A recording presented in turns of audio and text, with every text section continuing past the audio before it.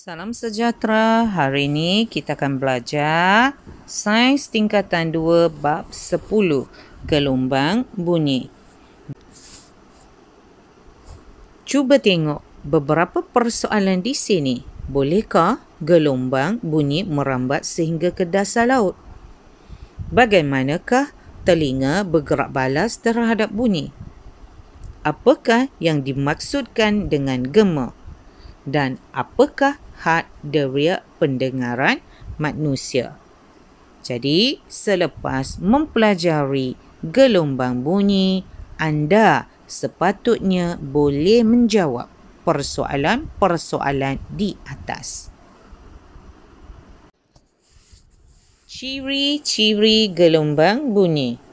Persekitaran kita penuh dengan pelbagai bunyi. Bunyi adalah satu bentuk tenaga yang dihasilkan oleh getaran.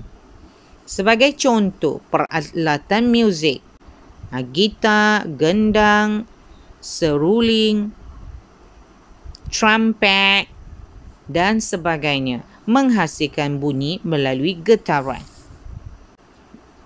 Apa yang kita boleh cuba? Letakkan tangan kita di bahagian tekak dan kita cuba sebut dengan perkataan contoh A. Kita akan dapat merasai hujung jari kita juga sedang bergetar. Ini bermaksud getaran yang berlaku pada peti suara menyebabkan kita boleh menghasilkan bunyi atau bercakap. Objek yang bergetar menghasilkan tenaga kinetik.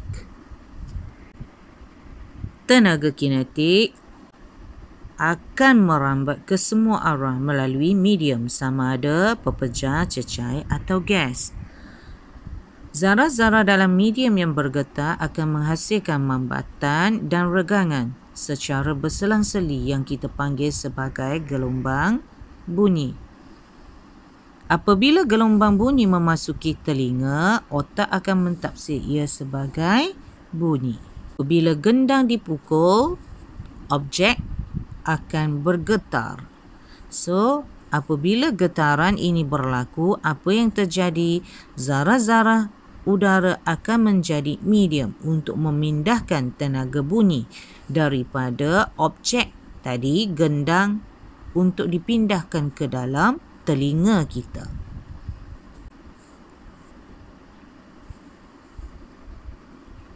Ciri-ciri gelombang bunyi.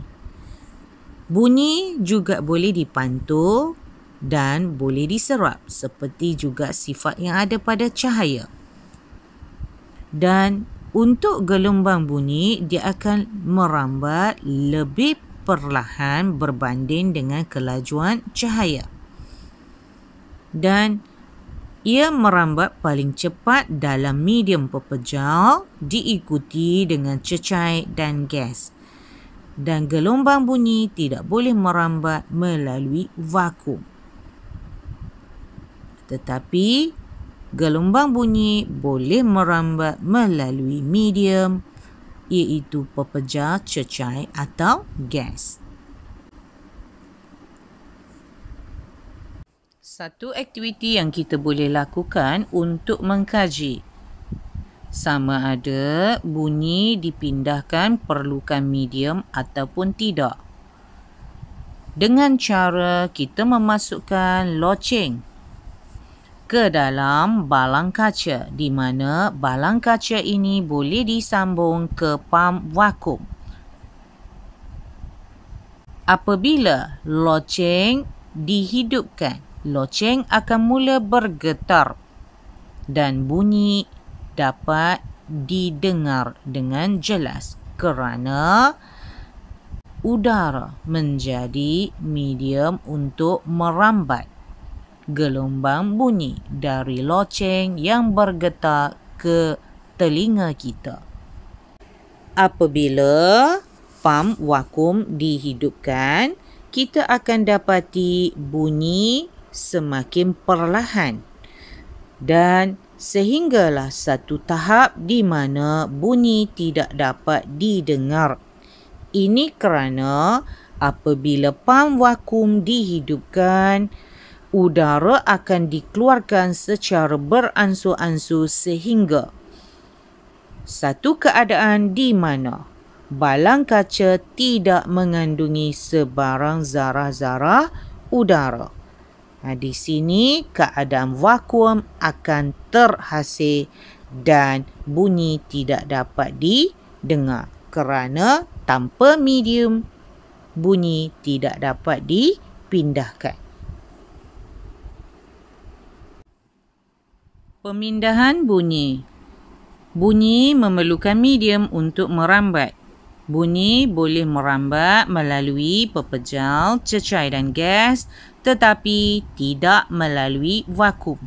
Sebagai contoh, apabila loceng dibunyikan, permukaan loceng akan bergetar. Zarah-zarah udara di sekeliling loceng juga akan turut bergetar dan berlanggar dengan zarah-zarah udara yang berhampiran dengannya. Getaran ini akan dipindah dari satu zarah ke zarah lain yang bersebelahan dalam bentuk gelombang. Dengan cara ini, loceng menghasilkan bunyi yang dapat didengar oleh telinga pendengar.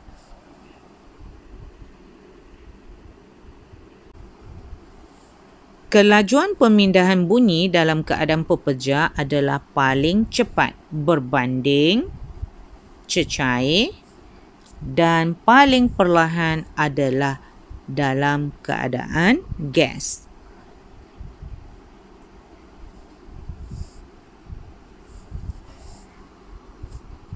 Dalam kehidupan seharian, kita boleh dengar bunyi enjin kapal terbang walaupun kita berada di bawah. Ini kerana gelombang bunyi boleh merambat menerusi udara. Bunyi dipindahkan dengan cepat melalui pepejal. Apabila zarah-zarah pada satu hujung pepejal mula bergetar, getaran ini akan menyebabkan zarah-zarah yang bersebelahan turut bergetar dengan pantas kerana zarah-zarah pepejal tersusun rapat. Susunan zarah-zarah dalam cecair yang kurang rapat menyebabkan getaran bunyi dipindahkan dengan perlahan berbanding dengan pepejal. Gelombang bunyi merambat melalui gas dengan sangat perlahan. Ini kerana susunan zarah-zarah gas yang berjauhan antara satu sama lain melambatkan pemindahan getaran. Pantulan dan penyerapan bunyi. Bunyi boleh dipantul dan diserap apabila terkena pada permukaan sesuatu objek. Sifat ini adalah sama seperti sifat cahaya yang kita telah pelajari masa tingkatan 1. Jumlah bunyi yang dipantul atau diserap bergantung pada permukaan objek. Permukaan yang keras dan licin memantulkan bunyi yang baik. Contoh jubin mama, dinding konkrit adalah pemantul bunyi yang baik. Manakala permukaan yang lembut dan kasar atau berongga merupakan penyerap bunyi yang baik. Contoh pemaidani, papan gabus, kain dan papan lembut.